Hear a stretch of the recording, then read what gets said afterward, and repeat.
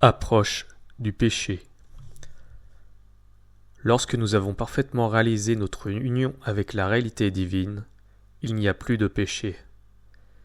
Réaliser cette union d'une manière parfaite, c'est demeurer conscient à chaque instant de notre essence transcendante. L'union mystique est donc notre but. Nous nous efforçons journellement d'avancer sur ce sentier. Mais il faut bien dire que parmi ceux qui réalisent avec persévérance un tel effort, seul un très petit nombre parvient ici-bas à demeurer effectivement et constamment uni à l'essence de toute chose. Pour la grande majorité des pèlerins, l'union mystique demeure intermittente. Il en est ainsi, car nous sommes nés pécheurs, ce qui signifie que nous sommes des créatures imparfaites. Nous sommes des êtres imparfaits, appelés à devenir parfaits, grâce à l'union mystique qui n'est pas autre chose que l'accomplissement de la rédemption. Prendre conscience de notre état temporaire, il est vrai, d'homme et de pécheur est important. Lorsqu'une telle prise de conscience fait défaut, nous confondons l'idéal vers lequel nous devons tendre avec la réalité. Seul celui qui est constamment conscient de sa réalité transcendante est sans péché. Tout instant vécu dans l'oubli de Dieu est un instant vécu dans le péché. La notion de péché gêne certaines personnes. Une telle gêne est très révélatrice, car il est effectif que la prise de conscience du fait que nous soyons pécheurs n'est pas une prise de conscience agréable. Peu importe. Ce qui compte, c'est qu'elle corresponde à une réalité. Vis-à-vis du concept de péché, nous voyons se profiler deux types d'hommes. Il y a ceux qui ont, ou bien qui désirent avoir, une haute opinion d'eux-mêmes. Ceux-là rejettent le concept de péché. Pour eux, c'est une vieille histoire religieuse périmée, une névrose culpabilisatrice. S'ils sont matérialistes, ils ne demandent qu'une chose, qu'on les laisse exprimer librement toutes leurs pulsions. Ils rêvent d'une société permissive, sans se rendre compte que la libre expression de toutes les pulsions, parmi lesquelles figurent inévitablement bon nombre de pulsions négatives et destructrices, aboutirait au chaos social régi par la loi de la jungle. S'ils sont spiritualistes, ils s'intéressent à une spiritualité ornementale, s'apparentant aux techniques pour être en forme. Ce genre de personnes constitue la clientèle de toutes les fausses spiritualités. À ces gens-là, nous devons dire que toute spiritualité authentique s'accompagne d'une ascèse exigeante et d'une remise en cause radicale de la personne. Le deuxième type d'homme se trouve aux antipodes du premier. Les personnes se rangeant en cette catégorie sont beaucoup trop convaincus d'être des pécheurs. Le péché est un article fondamental de leur profession de foi. C'est quelque chose de définitif et d'irrémédiable. Leur pessimisme, leur refus des joies de la vie, leur besoin pathologique de s'inférioriser, s'emparent de la notion de péché et se justifient par lui. Ces gens-là engendrent des sociétés puritaines, guindées, sèches et moroses. Leur spiritualité a un goût de bière éventée. Ils se méfient de l'ésotérisme. Quand on leur dit que la réalité profonde de l'homme c'est Dieu lui-même, source de toute perfection, ils sont scandalisés et considèrent cela comme un blasphème. Leur pessimisme viscéral de la nature humaine ne peut accepter une telle notion. Pour eux, l'homme sera toujours un pécheur.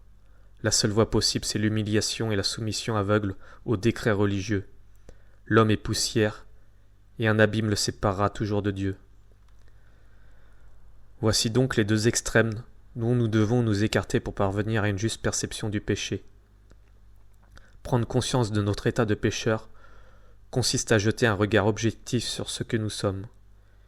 Il s'ensuit que les notions de péché et d'humilité sont indissociables. Depuis fort longtemps, le mental s'est ingénié à sécréter diverses espèces de fausses humilités.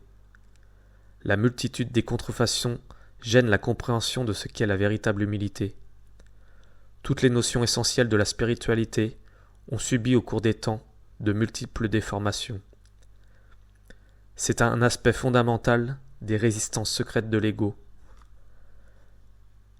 La fausse humilité consiste à singer l'humilité véritable.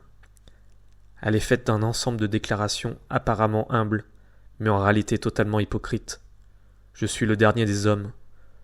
Je suis une balayeur de la société, etc., déclare le faux humble. Ce faisant, il essaye de copier et d'imiter l'humilité réelle de certains grands saints. Parmi les faux humbles, il en est qui cherchent simplement à tromper les autres. Leur humilité est une attitude de façade. Mais il en est d'autres qui, à force d'autosuggestion, sont parvenus à se duper eux-mêmes.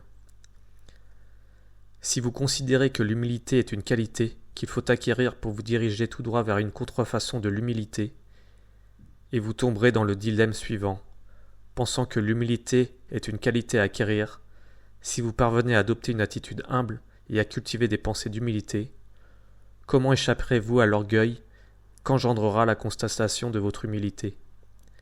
Chercher à vouloir devenir humble, c'est automatiquement imiter l'humilité en adoptant un ensemble d'attitudes et en produisant un ensemble de pensées.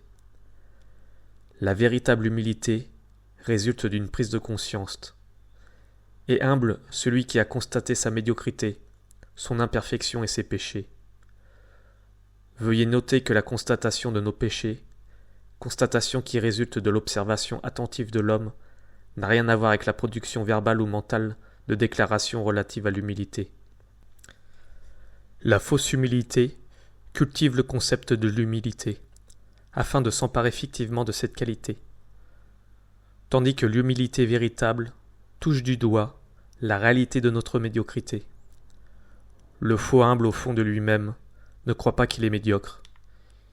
Il ne croit pas, car il ne l'a pas constaté. Il cherche simplement à ressembler à un certain archétype spirituel. Et comme cet archétype contient la notion d'humilité, il imite celle-ci. Celui qui est véritablement humble a pris conscience de ses imperfections. Il a maintes et maintes fois constaté son absence d'éveil, son caractère irascible, sa paresse, sa propension au mensonge ou la médisance. Toutes ces constatations l'emplissent d'insatisfaction et de confusion. Plus il se sent imparfait, et plus il aspire à la perfection. Quant à l'orgueil ou à la fierté qui pourrait naître de la constatation de notre humilité, c'est une plaisanterie qui ne s'observe que dans les cas de la fausse humilité. Seul celui qui contrefait l'humilité est fier de celle-ci. En fait, il n'est pas humble, et il jubile secrètement de s'être revêtu d'une apparence d'humilité. De toute manière, dans le cas de l'humilité véritable, si quelques orgueils survenaient, il serait à son tour constaté et ne ferait qu'allonger la liste des imperfections. Ne peuvent s'abstenir de l'humilité que les personnes qui ne se sont jamais observées. En effet, si vous commencez à observer avec lucidité et sincérité les sentiments, pensées et pulsions qui jaillissent dans le véhicule humain, vous ne pouvez faire autrement que de constater l'imperfection et la bassesse humaine. C'est donc l'observation de l'homme, c'est-à-dire ce que nous sommes au niveau de notre manifestation temporelle, qui engendre la prise de conscience de nos péchés, et c'est de la prise de conscience de nos péchés que résulte l'humilité véritable. À ce stade de réflexion, la première question qui se pose est: pourquoi nous qui, en notre essence, demeurons indissociables de la perfection suprême, sommes-nous devenus en notre manifestation temporelle des créatures imparfaites ayant une forte proportion à commettre toutes sortes de péchés? La réponse à ceci est la suivante. Pour nous séparer de la perfection absolue, il fallait nécessairement devenir des pécheurs. Chose qui est exprimée par le symbole de l'arbre du bien et du mal. Ainsi donc, l'imperfection était le prix qu'il fallait payer pour devenir une individualité. Devenir une individualité, c'est sortir de l'indistinction originelle, source de toute perfection. Cette sortie est une chute dans le monde de la matière et du péché. Grâce à cette chute, nous sommes devenus un être indépendant, mais cette acquisition n'est pas accompagnée de la terrible perte de notre réalité transcendante. Voici pourquoi il faut maintenant accomplir la rédemption, en laquelle l'individualité, tout en conservant l'individualisation acquise, fusionne avec sa propre essence, en mettant fin à l'illusion de la séparation. Grâce au processus de la création, Dieu, l'unique réalité, devient l'apparence de la multiplicité des créatures vivantes. Ce faisant, il donne et partage son fait d'être en une myriade de consciences d'exister. Ceci est le don suprême de Dieu, la création étant la manifestation de l'épanchement de son amour. Ce don est en même temps le sacrifice suprême par lequel Dieu s'immole, pour donner naissance aux multiples. Lui, qui est toute perfection et toute puissance, doit accepter de devenir imparfait et limité, pour que le multiple naisse. Il doit permettre l'apparition du péché, et commettre des péchés au travers des créatures vivantes. En un mot, il doit perdre sa divinité et s'abaisser au niveau de la créature, en devenant les créatures. Le sacrifice du Christ est le symbole terrestre du sacrifice de Dieu. Il en est que le symbole est non point la limite, car ce n'est pas seulement dans le Christ que Dieu accepte la crucifixion de l'incarnation, c'est en toute créature vivante. La différence entre le Christ et les autres créatures vivantes, c'est que dans le Christ, de même que dans toute personne spirituellement réalisée, d'une manière parfaite, c'est-à-dire constamment conscience de son unité avec le Père divin, ou l'essence de toute chose, donc le Christ donc, l'individualité accomplit une œuvre rédemptrice en montrant aux hommes le chemin de la rédemption. En diverses traditions non chrétiennes, la notion du sacrifice divin est exprimée d'une manière parfaite. Lorsqu'on dit que l'univers est la conséquence du sacrifice ou du démembrement de l'ancêtre originel, tel est également le sens ésotérique du démembrement d'Osiris et de Dionysos. À l'origine, affirment les Védas, Dieu se sacrifie pour que naisse le multiple.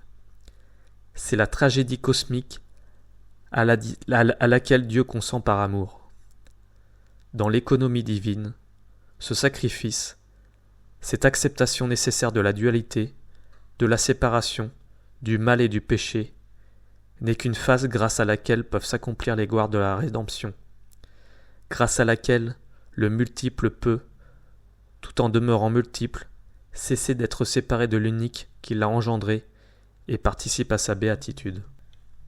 Connaître les raisons pour lesquelles le péché existe ne signifie pas approuver le péché. Le mal existe nécessairement, mais il existe pour être vaincu. Fondamentalement, le péché résulte de notre séparation avec Dieu. C'est parce que nous sommes inconscients de la réalité divine que la lumière de celle-ci ne nous éclaire pas. Accomplir notre rédemption consiste donc à devenir conscient à tout instant de notre essence transcendante. Les codes moraux ne sont que des garde-fous imparfaits à l'usage des hommes plongés dans les ténèbres. Ce n'est pas eux que provient la véritable perfection. Libération du péché et éveil sont indissociables. L'éveillé accomplit spontanément tout ce que lui dicte l'inspiration divine, sans être touché par l'ombre du péché. Constatant que malgré nos efforts quotidiens, nous demeurons fréquemment non éveillés, et donc en état de péché, deux erreurs sont à éviter. Il faut éviter d'utiliser la notion du péché pour justifier notre faiblesse. Une telle utilisation de ce concept consisterait à renoncer à faire des efforts quotidiens pour nous libérer du péché. Il s'agit en fait de se dire « Je n'y puis rien, car je suis un pécheur ». C'est une position impie. Plus la prise de conscience de nos péchés est grande, plus le désir de nous en libérer doit s'intensifier. Sans ardeur, rien n'est obtenu. Constatant l'imperfection de l'homme, nous devons sans cesse aspirer à la perfection qui résulte de l'éveil vis-à-vis de notre essence transcendante. La conscience du péché doit devenir pour nous un tourment insupportable. Et c'est précisément parce que ce tourment est insupportable que nous trouvons avec une énergie sans cesse grandissante la force de lui échapper, pour finir par lui échapper effectivement. La deuxième erreur consiste à se désespérer devant nos péchés et notre impuissance. La première erreur est une passivité de la paresse. La deuxième erreur est une passivité du découragement. Quelles que soient nos fautes et nos imperfections, sachons que nous sommes faits pour la perfection et que nous l'atteindrons inéluctablement si en dépit de tous les obstacles, nous savons persévérer sur le sentier de l'éveil. L'espérance en Dieu est la clé du salut. Pour comprendre la nécessité du salut, il faut avoir une juste vue du péché. Le péché consiste à commettre le mal, et le mal, sous toutes ses formes, nous le voyons à l'œuvre autour de nous. Regardez, le mensonge, la médisance, la colère, l'ambition, l'avidité, l'avarice, l'égoïsme, la vulgarité, la convoitise, la haine, le sectarisme, la domination, la violence, le vol, la torture, l'alcoolisme, la dépravation, l'orgueil, la suffisance. Regardez tout cela, et comprenez que la condition humaine est un peu obscur dont il faut sortir à tout prix. Cette prise de conscience de la noirceur du monde et de l'homme est nécessaire. Plus elle sera forte, plus elle vous fera chercher avec passion les horizons ensoleillés de l'éveil. L'ardeur spirituelle naît du constat de l'abjection. En vérité, vous êtes vautré dans une mare d'immondices et vous ne le savez pas. Vous vous prélassez béatement au sein de vos déchets et de vos excréments. Nombre de vos pensées et de vos sentiments sont excrémentiels. Dans le puits de la psyché humaine, le relent des motivations, des attachements et des égoïsmes sent mauvais. Vous puez, braves gens. Il faut descendre avec une lampe dans le puits obscur de l'intériorité psychologique. Il faut y descendre par une observation de soi-même sans concession, qui révèle la bassesse des coulisses subconscientes. Par votre observation, dégoûtez-vous de la société, dégoûtez-vous de l'homme, dégoûtez-vous de vous-même. C'est excellent, cela renforce votre détachement. Ensuite, lorsque la prise de conscience du péché sera bien installée en vous, et que vous parviendrez à aimer l'homme tel qu'il est, votre amour sera un amour lucide et vrai. Tout amour qui repose sur une idéalisation sentimentale est un amour de bazar. C'est parce que l'homme est submergé par le péché que nous devons l'aimer et le sauver. Il faut dénoncer un certain usage de la psychologie qui tente à tout excuser. L'explication des causes ayant engendré le péché n'est pas une excuse. Qui veut se transformer peut se transformer. Voilà ce qu'il ne faut jamais oublier. Vous êtes faible, eh bien il faut devenir fort. Vous êtes menteur, il faut devenir véridique. Vous êtes violent, il faut devenir pacifique. Vous êtes égoïste, il faut devenir généreux. Vous êtes agité, il faut devenir calme. Le fatalisme est une abjection qui heurte le message de toutes les religions. Celui-ci se résume par l'injonction. Devenez pur, devenez parfait. Si elles vous enjoignent à cela, c'est parce que l'homme est un être inachevé. Vous êtes une larve, et les enseignements vous disent « Devenez un papillon ». Ce que vous êtes n'est pas important. Ce qui compte, c'est ce que vous devez devenir. Le fatalisme entrave toute évolution. L'homme doit vouloir de toutes ses forces devenir un être de lumière. Son aspiration vers la beauté et la pureté doit devenir de jour en jour plus lancinante. Elle doit réveiller une énergie qui finira par être irrésistible. Ceci est le moteur de la réalisation spirituelle. Certaines expressions modernes de la spiritualité ont proscrit avec un souci d'asepsie la notion de péché. Tout va bien, disent-elles. Il faut simplement chercher à rendre les choses plus belles en évoluant. De telles visions du monde qui ont jeté un voile pudique sur la notion de péché ne susciteront jamais l'ardeur qui est nécessaire pour la réalisation spirituelle. En réalité, tout va très mal. Vous êtes tombé dans un monde de ténèbres. Votre cas est désespéré. Voilà la vérité. Si vous ne comprenez pas cela, où trouverez-vous l'énergie qui est indispensable pour rester éveillé à chaque instant ? Le cas de l'homme est vraiment tragique. La mort approche. Il va mourir écrasé, englué par ses péchés. Il va vers les ténèbres de la seconde mort. Et que dit le tentateur ? Il dit « Ne t'inquiète pas, tout va bien ». La pire des tentations est celle de la quiétude. Tous les maîtres spirituels sont venus sur terre pour inquiéter les gens, pour essayer de les avertir, de les mettre en garde, de les réveiller. Faites attention dès maintenant, chaque instant compte, la mort est toujours proche. Il faut absolument faire votre salut. En évinçant la notion de péché, le paltoquet de la spiritualité perd toute notion d'urgence. La spiritualité des tièdes est une fausse spiritualité. L'homme doit se connaître en tant que pécheur, afin de se convertir pour trouver sa grandeur et sa dignité. La conversion est un retournement total de l'individu qui, réalisant soudainement l'horreur du péché et de l'inconscience dans laquelle il a vécu, se tourne résolument vers la recherche de l'éveil à la présence divine et fait de cette recherche sa préoccupation primordiale. La conversion s'accompagne du repentir. Le repentir n'est pas seulement composé de regrets et de honte. Il y a nécessairement regrets et honte, mais la caractéristique la plus importante du vrai repentir, c'est la production d'une très ferme détermination de changement. Si les péchés sont remis à l'homme grâce au repentir, c'est parce que le repentir entraîne un changement purificateur du comportement. Pleurnicher sur les fautes commises est tout à fait insuffisant. Vous avez fait ceci et cela de négatif, et bien maintenant faites le contraire. C'est cela le repentir. C'est cela le rachat de vos péchés. C'est cela l'expiation. Les cérémonies rituelles de confession des péchés et les pénitences rituelles ne sont que des signes extérieurs dont le but est d'aider à la production de ce mouvement intérieur qui est le repentir. Les rites ne sont que des aides secondaires. On peut les utiliser et on peut s'en passer. Par contre, si les rites se substituent au repentir, et si vous vous imaginez que tel ou tel petit rituel, exécuté durant votre vie, ou bien au moment du trépas est susceptible d'effacer magiquement vos péchés, vous êtes tombé dans la superstition.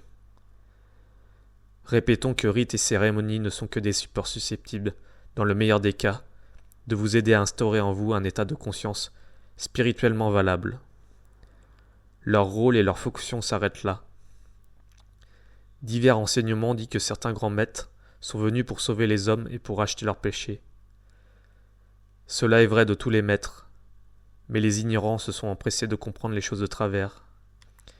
Ils se sont imaginés, ce qui était fort pratique, mais totalement illusoire, qu'on allait les sauver sans qu'ils aient d'efforts à faire. Si un maître tel que le Christ est venu sur terre pour racheter les péchés des hommes, la notion de rachat ne doit pas s'entendre comme la capacité d'effacer les fautes commises par les hommes. L'effacement des péchés d'autrui, s'il était possible, serait une violation du libre arbitre. Il s'avère que beaucoup de gens sont très attachés à leurs péchés et très désireux de les conserver. Effacer les péchés d'autrui serait réduire celui-ci à l'état d'une marionnette dont on tire les ficelles.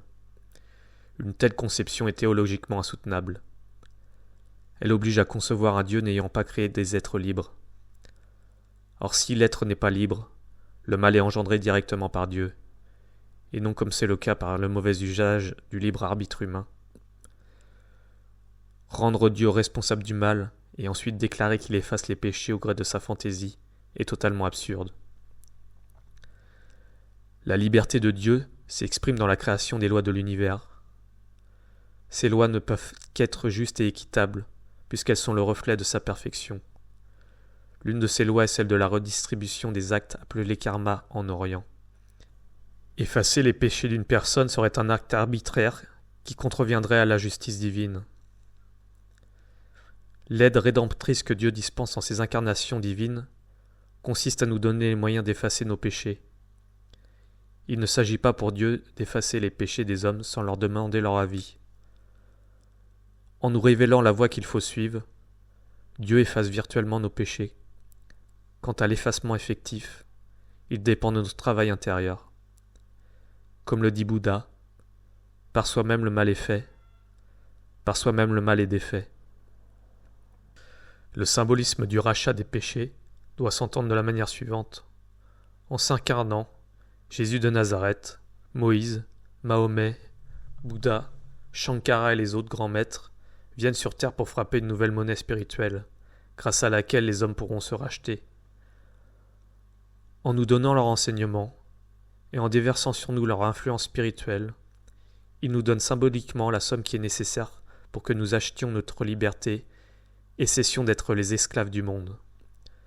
Cependant, si nous gardons le prix de notre salut au fond de notre poche, ou bien si nous le dilapidons, nous demeurons en notre condition d'esclaves. En faisant le sacrifice de venir en l'imperfection de la condition incarnée, et en nous donnant leur enseignement, les grands maîtres nous ont apporté la possibilité du rachat. Cependant, c'est seulement par nos propres efforts, et en nous emparant de l'enseignement des maîtres, que nous actualiserons ce rachat et que notre rédemption de potentiel deviendra effective. Si les grands maîtres n'étaient pas venus, et ne continuaient pas à inspirer ceux qui se confient à eux, Si les éveillés n'avaient pas enseigné de sentier, il n'existerait pas de sentier. Il faut que les maîtres nous donnent une rédemption et un rachat potentiel, pour que nous puissions réaliser effectivement notre rédemption et notre rachat. Ainsi, nous comprenons que les doctrines qui insistent sur la nécessité absolue de la grâce et les doctrines qui insistent sur la nécessité des efforts personnels ont conjointement raison. Sans la grâce, rien ne serait possible, mais sans effort individuel, les possibilités qui nous ouvre la grâce demeurent inemployées. Tous les péchés peuvent être remis, c'est-à-dire effacés par notre repentir, sauf le péché contre Dieu. Le péché contre Dieu consiste à se fermer intérieurement à la voie de l'inspiration divine et à ses exigences. Le péché contre Dieu ne peut être effacé, car ce péché, en empêchant le repentir, nous prive du moyen par lequel on peut effacer les péchés. C'est cette inspiration de l'Esprit divin, de l'Esprit Saint, diraient les catholiques, qui nous montre la voie de la rédemption enseignée par les maîtres. Nous sommes guidés extérieurement par les écrits des maîtres, nous sommes guidés intérieurement par l'inspiration. Les péchés sont remis à celui qui se repent. Le repentir véritable contenant, rappelons-le, le regret des fautes commises, mais surtout une ferme modification du comportement. La rémission des péchés est donc une conséquence de la loi du karma, c'est-à-dire de la juste rétribution des actes. En cessant, grâce à notre repentir, de commettre le mal, et en accomplissant le bien, nous effaçons les péchés qui déterminaient notre destin futur. Nos actes, sentiments et pensées lumineux annulent l'empreinte laissée par les actes, sentiments et pensées ténébreux. Qui a fait un atome de mal le verra, dit le Coran. Telle est la loi qui s'applique implacablement à ceux qui ne font pas leur repentir. Par le changement de conduite radical qu'implique le repentir, nous rachetons nos péchés. Ceux-ci sont effacés du livre symbolique où ils étaient consignés. En cela réside la clémence et la miséricorde de Dieu. Après notre mort, nous ne devons subir que le poids des péchés qui ne nous ont pas été remis ici-bas. Nous soupèserons chaque atome de mal qui n'aura pas été racheté. Dans le domaine des lois cosmiques, on ne peut acheter une chose qu'à son juste prix. Cela signifie que les mérites accumulés ne peuvent annuler qu'une proportion équivalente de péchés. Quitter la béatitude transcendante pour venir à la condition incarnée, tel est le sacrifice auquel consent toutes les incarnations divines. Dans le cas du Christ, au sacrifice qui est inhérent au fait de descendre en la condition humaine, s'est ajouté le fait que le Christ, pour accomplir la mission qui lui était prophétiquement assignée, devait assumer un rôle qui, en fonction de la conjoncture historique, le menait inéluctablement au supplice de la croix. L'accomplissement de la mission du Christ, qui, comme toutes les missions assumées par les incarnations divines, était motivé par l'amour, ne pouvait être séparé de l'acceptation du supplice en usage à cette époque. C'est en ce sens que la crucifixion du Christ est une preuve d'amour. Il a donné sa vie pour nous, car non seulement il a accepté de venir en la condition humaine afin d'enseigner les hommes, mais en plus, et afin de ne pas trahir son rôle et l'accomplissement des prophéties qu'il impliquait, il a librement consenti au supplice. La bonne compréhension du sacrifice consenti par le Christ exclut totalement la grossière et superstitieuse interprétation littérale de la formule selon laquelle le sang du Christ aurait lavé les péchés des hommes. Une telle déclaration est acceptable si elle est entendue symboliquement. En ce cas, elle revient à dire que si le Christ n'avait pas accepté la crucifixion, et l'histoire montre qu'il avait effectivement la possibilité d'éviter le supplice, il n'aurait pas accompli les prophéties, et de ce fait, il n'aurait pas réalisé l'œuvre rédemptrice qui motivait son incarnation. Le contenu de son enseignement aurait pu être le même, mais de par le non-accomplissement des prophéties, le retentissement de cet enseignement n'aurait pas été comparable. Le sang du Christ, symbolisant la conséquence de l'acceptation du supplice, nous a donc virtuellement sauvés, puisque c'est grâce à cette acceptation que son enseignement est venu jusqu'à nous. Ceci est une interprétation correcte, Malheureusement, certains théologiens n'ont pas parlé symboliquement. Ils ont envisagé la valeur salvatrice du sang du Christ avec le plus grossier réalisme. Ils ont attribué une espèce de valeur magique à l'écoulement de son sang. Une telle conception se rattache aux formes de religiosité les plus primitives. Elle ne mérite même pas d'être commentée. Son absurdité apparaît clairement à tous ceux qui possèdent un minimum d'intellectualité. Énoncer des absurdités, et ensuite déclarer que celles-ci constituent des mystères divins qui dépassent l'intelligence de l'homme, telle est l'argumentation d'un théologien poussé en ses derniers retranchements. Le Christ est venu pour sauver tous les hommes, c'est-à-dire qu'il est venu offrir à tous les hommes un enseignement salvateur. Ceci n'est pas seulement le fait du Christ, comme le déclarent certains sectaires. Toutes les incarnations divines, grands maîtres et prophètes, sont venus sur terre pour sauver tous les hommes, et leurs enseignements s'adressent à l'humanité entière. Multiples sont les voies qui nous appellent à la rédemption. La rémission des péchés, qui est la conséquence du repentir, nécessite comme préalable la conscience du péché. C'est une grave inconscience spirituelle qui fait dire à des hommes imparfaits qu'ils ignorent ce qu'est le péché.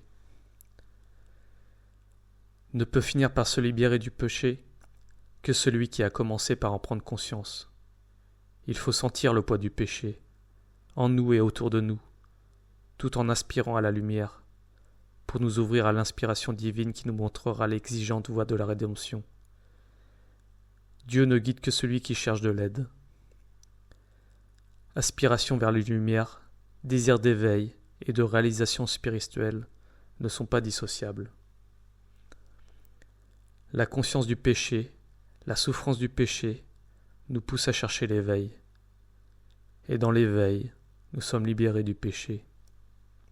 Le péché originel n'est rien d'autre que l'identification à l'homme qui survient dans la petite enfance. Voici pourquoi il est l'héritage de l'humanité tout entière. Dans la désidentification qui accompagne l'éveil, nous comprenons que seul le véhicule humain, en son imperfection, est pécheur. Dès lors, nous pouvons reprendre les affirmations du livre des morts des anciens Égyptiens et dire « Je suis pur, je suis pur, je suis pur. Vous comprenez, j'ai toujours été pur.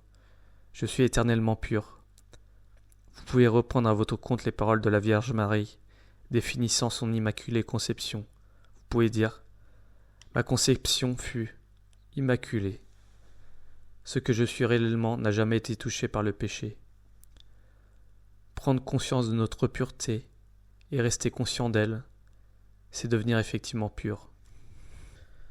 Dans la Bible, Dieu nous dit « Soyez saints, car moi je suis saint ». La sainteté ne résulte pas du perfectionnement du véhicule humain. Il n'y a pas dans le monde des choses temporelles, relatives et éphémères du véhicule humain, totalement parfait.